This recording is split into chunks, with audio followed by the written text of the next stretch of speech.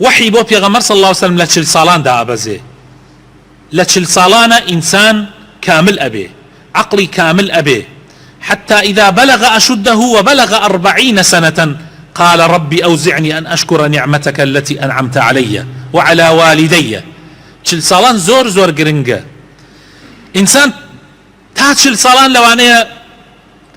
عقلی تا حدێ كامل نەبێ بەڵام گەشتە 40 ساڵان ئیتر هیچ عزرێک و بیانوویەکی نامێنێ بۆیە لە 40 ساڵان زۆرێک لە پێشینان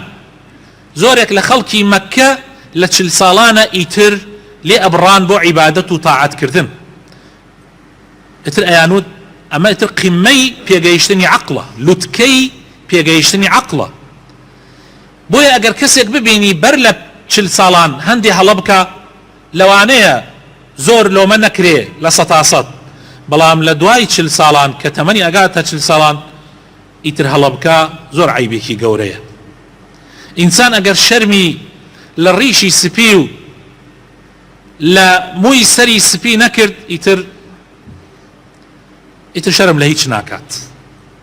بۆیە حەقە ئەوانەی کە تەمەنیان گەشتە 40 ساڵان مراجعەیەکی خۆیان بکەن و پێداچوونەوەیەک بکەن بە ژیانی خۆیانە ئیتر ئەوەی کە بووە لە هەڵە و کاری هەرزەی هەمووی بخەنە لا